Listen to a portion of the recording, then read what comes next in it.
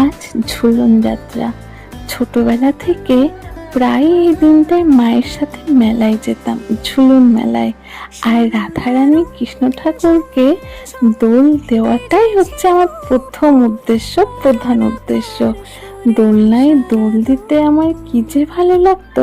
তবে এইবার যেহেতু এটা হচ্ছে না, তাই ভাবলাম নিজের মতন করে রাধাকৃষ্ণকে সাজাই, আমার মতো করে।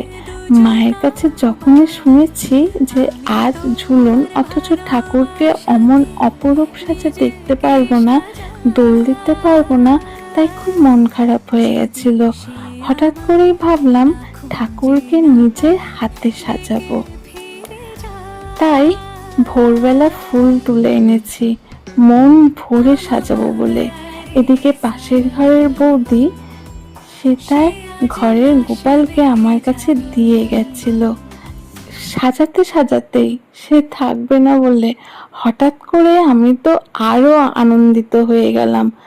আর ননীদের বলছিলাম, কি দিদির সাথে ঝুলন পালন করতে এসেছো, দোল খাবে? কিন্তু তোমার দিদির তো দোলনার কোনো ব্যবস্থা করে উঠতে পারিনি, ফুল দিয়ে সাজিয়ে দিলে খুশি হবে তো? কিন্তু তারপর মনে হলো সাজাবো কি দিয়ে, ফুল কম পড়ে যাবে না তো? হঠাৎ করে তো চলে এসেছে দিদির কাছে। কিন্তু জানো, ফুল কম পড়েনি, হয়তো আরো থাকলে আরো ভালো হতো।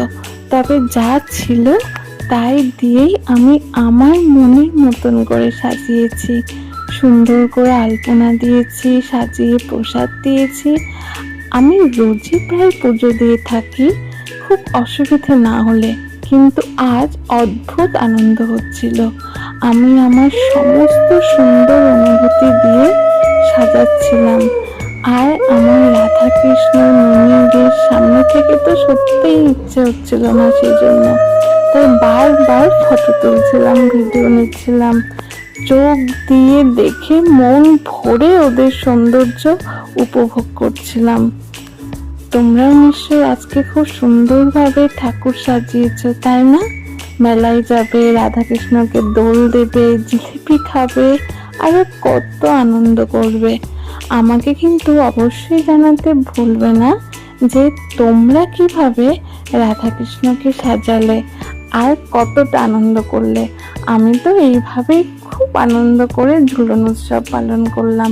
তবে জানো, এই ঠাকুরকে পুজো দিতে দিতেই, সাজিয়ে উঠতে উঠতেই হঠাৎ আকাশ কালো করে উঠেছিল।